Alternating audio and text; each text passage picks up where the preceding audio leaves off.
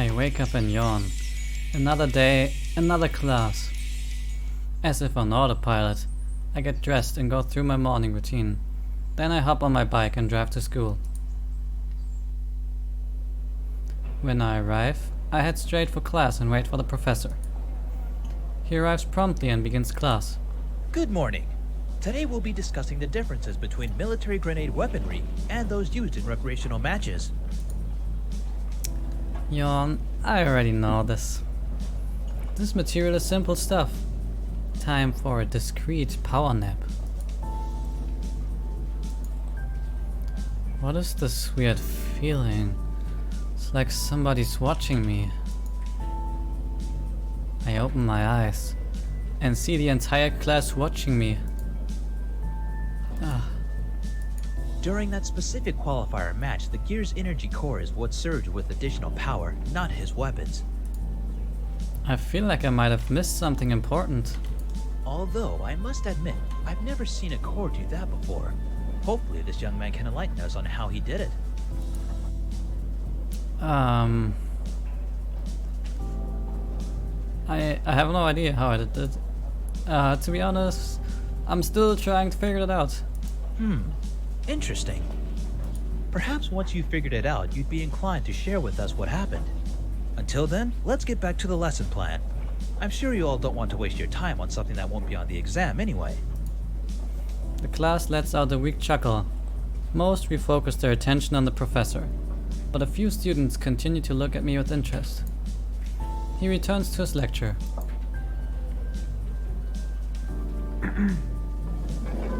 Once class ends, I hurry out of the room. My phone is already in my hand by the time I get outside. Let's see if anyone's free. Let's hang out with our mate Sho. Maybe Sho's down to hang for a bit. I call him, but the phone rings for a while before it connects. Hey, Sho. Hello, you have reached 1-800-GET-SWOLE. How may I help you today? Yeah, how much for an order of swole? I'd like to make 5 orders of swole, please. Thank you for your patronage. There will be 400 lbs deadlift, 10 reps of 50 lbs curls, and a gallon of strawberry flavored whey. You guys have really raised the prices since my last order. Sorry, customer bro. The economy just isn't what it used to be. I hear you, but as a loyal customer, I deserve a discount. I hear movement on the line. Hey, sorry about that. One of the guys picked up my phone while I was in the bathroom. It's okay. Do you have a class right now? Nope. Let's do something. Sure, you still on campus? Yeah, why? You should come over and meet the brosifs. Sure, I'll be there in a few. And Sho opens the door, and I'm assaulted by the stench of cheap Sapporo. Welcome to mi casa. Your casa smells like beer and sweat. That, my friend, is the scent of men. No, that is just stink. Men who need a shower. Sho sniff himself. Still fresh. I follow Sho through the house when suddenly a ball flies at my face. Bro, watch out! Yo, I got it. My arm shoots out and I catch ball midair. Dude, that was sick! A couple of Sho doormates run up to me. Good reflexes, man. Wait, Sho, isn't this guy the pilot on your team? Yep, that's right. Bro. Bro! We watched the qualifiers. You were awesome! The way you took out those 2 gears with your bare fist was badass. I had it in the bag, man. I know, I was pretty awesome, wasn't I? When I saw my teammates go down, I knew it was up to me. My gear powered up like a boss and I just cleaned house. Up high, dude! I high-fived the guy. We continued down the hall towards showroom, leaving his broseph back to the game of indoor football. Everywhere I turn, there is at least an empty beer bottle. The trash cans are spilling with trash, and there are takeout boxes left in random areas. Quite the place you got here. You like it? It feels really genuine, doesn't it? Maybe a little too genuine. I guess it can be kind of overwhelming. I really do like it here, though. Sho opens the door to his room, and I'm relieved by how clean it is. There are a few clothes and bags scattered about the room, but nothing on the floor. His room is decorated with posters of scantily clad action movie heroines and video game warriors. There is a huge TV facing his bed, and he has a multitude of gaming platforms set around it. I take a seat on his bed while Sho sits at his desk. Why do you like it here so much? I'm surrounded by my brothers. What's not to like? You have any real bros? Yeah, just one. He's older. How much older? Does he go to Ace too? No, he's way older. Do you miss him? Sho shrugs. I suppose I do, but not so much in a brotherly way. He was more of a father to me than my father was. He's currently working overseas, though.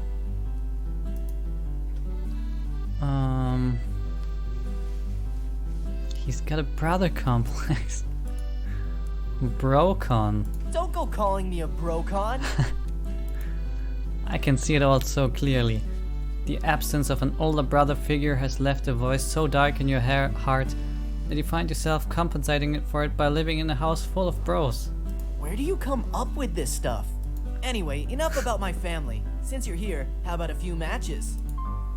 Joe tosses me a controller. You're on.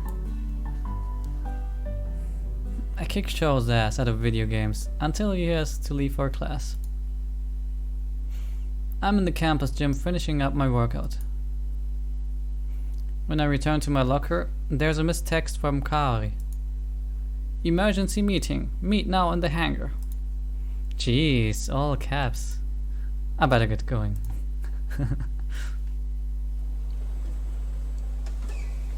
I arrive at the hangar about the same time as Sho and Mayu. Kaori waits impatiently in front of their gear. Finally! That took you a while. What are you talking about? I'm on time. I'm not late. I've been waiting here at least 10 minutes. Congratulations. She crosses her arms. Kaori addresses the rest of the team. What about you guys? Sorry. We were having lunch and I guess we lost track of time. Kaori blinks, then waves her hand dismissively. Never mind. We have more important things to discuss. Like our sponsor situation. Everyone becomes serious. Our gears need a lot of maintenance to return to peak fighting condition. And the next round is tomorrow. I don't know why, but everyone I talked to was really rude and unhelpful. Sho and I share a knowing glance, and Kaori catches us. What? Nothing. She continues to stare. It's just, sometimes you can come across a little harsh. I'm just honest. Sure, but honesty doesn't make people like you. You need to get in touch with your soft, warm, feminine side. Kaori raises an eyebrow. Is that what you do? Yes! I mean to the warm thing, not the soft and feminine thing. We stare at him blankly. I'm just going to shut up now. Before you do, did you manage to get a sponsor? He holds his hands behind his head and leans into them. Nope. You forgot to ask around, didn't you? Maybe? He looks sheepish. Kaori rolls her eyes. What about you, Mayu? Can your father sponsor us? Mayu shakes her head. Unfortunately, he's backing the team I was originally supposed to join. When I was invited onto the team, Father was so happy, he promised he'd sponsor them. Even though I never joined them, he can't go back on his promise. Kaori nods, then faces me. You had that interview yesterday, didn't you? Yeah, I went to the interview with Warp Tech. It didn't work out. Why am I not surprised? What? It had less to do with me and more to do with our team status. I can show you the full report from the SBA if you want to know the official reason. But basically, we weren't a high enough rank. I fished my phone out of my pocket. It flashes low battery warning at me before it dies completely. Where's the report? Hold on. I have to charge my phone. My gaze lands on my gear. I race to it and head into the cockpit. My teammates call after me, but I ignore them. Once I plug in my phone into the dock connection, it lights up with the charging symbol. Everyone's wearing confused faces when I climb out of the pocket. What? Why didn't you just use an outlet? Mayu points to an outlet on the wall. When did those get here? Huh? That's new. No, they're not. I've never noticed them before. Ooh, what about those? And those? Sho points to another outlet. In fact, there are outlets everywhere. Nope, never seen them before either. Besides, an outlet doesn't do me any good if I don't have a phone charger with me. Oh, I suppose that makes sense. Anyway, I guess we're back to square one. Back? We never left square one. Don't give up hope. Just yet. I might have something. Another meeting? No, but my friend in the SBA is still helping us search. Okay, in the meantime, the rest of us should continue our search too. I'll take another look at what ACE offers. Maybe there's some kind of campus grant or funding we can apply for. Mayu, do you think you could reach out to some of the other major corporations we haven't talked to yet? Maybe with your background, you'll have more luck than we would. Mayu nuts. Maybe Sho can ask around local businesses? Okay. Good idea. Kaori looks at me. I'll follow up with my contact. She nods. Hopefully, we'll find someone. But there's a chance we might have to fight with our gears as is. I'm confident we'll get someone in time. Mayu smiles at me and nods. Sho claps me on the back. Okay, we have our plan. Text me if you guys get any leads. We are not. I'm off then. I've got some stuff to take care of. I hope you mean reaching out to the businesses, Sho, and not playing your video games. Of course that's what I meant. The arcade industry is a lucrative place to find a sponsor. Mayu sighs. Sho. He wears a signature smile. Okay. Let's go find us a sponsor. Mayu beams. The pair wave at us before heading out. I'll be going too. Tell me if your friend is successful. I nod, and Kaori leaves. Nothing left for me to do but go home. An uneventful drive later, I arrive at home. I'm back. I walk into an eerily quiet living room. Looks I'm the first one here. It feels a bit strange. Nikki's bright smile is usually here to greet me. Maybe she has an after-school club activity or something. I reach for my pocket to see if she texted me. My heart sinks as my hands grab air. There is a void where my phone should be. Crap! I must have left it in my gear. The sun is setting and it'll be evening by the time I reach campus. Hopefully, it won't be too much trouble getting to Eagle after hours. I remember CINY was pretty restrictive on who can enter the hangar at night. I hop back onto my bike and drive back to Ace Academy. Surprisingly, traffic is heavy and it takes longer than expected to reach campus. A handful of students cross the quad as they head towards either the evening classes or the bus station. Even though the sky is in inky darkness, the pathways on campus are still bathed with a soft light. It's kind of peaceful. The pilot's lounge is just as busy as always, but I don't recognize too many of the students here. Most of them must be upperclassmen, either third or fourth year. I slip through unnoticed and arrive at the hangar entrance. I'm about to swipe in when the guard stops me. Hold on. What's your business in the hangar? I forgot something. It's not a lie, but it would be too embarrassing to tell him the whole truth. Luckily, the guard doesn't seem to care. He gives me a quick once over and nods. Alright, go ahead and swipe. Thanks. I bring my student ID in proximity of the sensor. A second later, the success chime sounds as the door slides open. I follow the tunnel to the hangar. The sound of power tools, machinery and metallic ringing echoes along the walls. It makes sense that most of the repair work happens after hours. It's a lot safer for them to work without the threat of students walking around causing potential disasters. Instinctively, my feet leads me to Eagle. What the... A bluish hue from an active terminal displays illuminates my docking station. That doesn't seem right. I'm sure I turned everything off when I left. Cautiously, I tiptoe towards my gear. There's a figure crouched in front of Eagle. The person is dressed entirely in black and wearing a hoodie that hides his or her face. Still encrusted in my gear, the stranger hasn't detected my presence yet. Stay quiet and sneak up from behind. Staying in the shadows, I continually creep towards Eagle. As I close the distance between us, I notice how small and petite the person is. It must be a girl. But I can't think of anyone who would be so interested in my gear. Once I'm only a few steps away, she tenses, as if noticing a presence. Grab! Before she can react, I grab her shoulder and roughly spin her to face me. Valerie? What are you doing here? She grins. Her gaze flicks to my hand still on her shoulder.